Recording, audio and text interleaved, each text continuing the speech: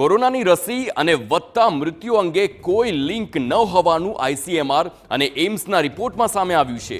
અહેવાલોમાં વિવિધ આરોગ્ય અને સંબંધિત તારણો સામે આવ્યા, જે અનુસાર કોવિડ-19 વેક્સિન અને યુવાનોમાં વધતા અચાનક મૃત્યુના કિસ્સાઓ સાથે કોઈ સંબંધ નથી। અહેવાલમાં એ પણ ઉલ્લેખ કરવામાં આવ્યો છે કે વધતા હાર્ટ એટેકના કેસમાં પણ રસી સાથે કોઈ સંબંધ નથી। અહેવાલમાં કોવિડ-19 વેક્સિનને સંપૂર્ણ સુરક્ષિત ગણાવી છે।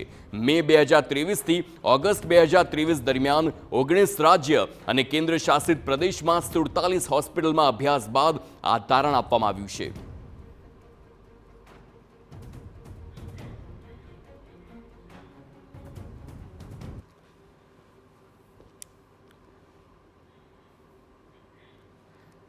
તો અત્યાર સુધી જે પ્રકારે અસમંજસ હતું, કારણ કે કોરોનાની વેક્સિન લીધા બાદ અનેક એવા મૃત્યુ થયા હતા અને તેના કારણે સવાલ વેક્સિન પર પણ ઉઠ્યા હતા કે આખરે આ વેક્સિન સુરક્ષિત છે કે નહીં। પરંતુ જે રિપોર્ટ સામે આવ્યો છે તેમાં સ્પષ્ટ કહ્યું છે કે કોવિડ-19 વેક્સિન અને અચાનક જ મૃત્યુ વચ્ચે કોઈ લિંક નથી। એટલે કે જો આપ એમ માનતા હોવ કે રસી લીધા બાદ મૃત્યુ થયું છે તો આ વાત ખોટી સાબિત થઈ છે।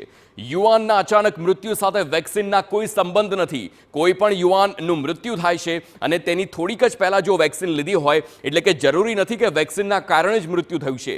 વધતા હાર્ટ એટેકના કિસ્સામાં કોરોના રસી સાથે પણ કોઈ સંબંધ નથી। એટલે કે જો હાર્ટ એટેક આવે છે અને તેની પહેલા કોરોનાની વેક્સિન લીધી છે તો એ વાત ખોટી છે કે કોરોના વેક્સિનથી જ હાર્ટ એટેક આવ્યું છે। કોઈ અન્ય કારણ પણ હોઈ શકે છે। આપને જણાવી દઈએ કે કોરોના રસી સાથે યુવાનોને હાર્ટ એટેકનું જોખમ પણ નથી। એટલે કે યુવાનોમાં જોખમ જે હાર્ટ એટેકનું છે તે કોરોના વેક્સિનના કારણે નથી। તે પણ આ રિપોર્ટમાં, રિસર્ચમાં વાતનો ખુલાસો થયો છે।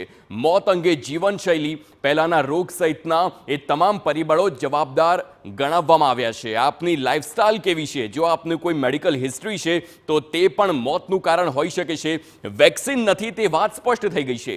મે 2023થી ઓગસ્ટ 2023 દરમિયાન આખું જે અધ્યયન કરવામાં આવ્યું હતું, આ એ સમય જ્યારે વેક્સિન બાદ 47 હોસ્પિટલની વાત કરવામાં આવે, એ તમામ 47 હોસ્પિટલમાં અભ્યાસ કરવામાં આવ્યો હતો અને ત્યારબાદ આઈસીએમઆર અને એમ્સ આ એક તારણ પર પહોંચ્યું છે કે જે તમામ મૃત્યુ થયા છે એ તમામ મૃત્યુ વેક્સિનના કારણે નથી થયા। કુલ 19 રાજ્ય અને કેન્દ્ર શાસિત પ્રદેશના 47 હોસ્પિટલની આખી જે વેક્સિન અને ત્યારબાદના જે રિસર્ચ લેવામાં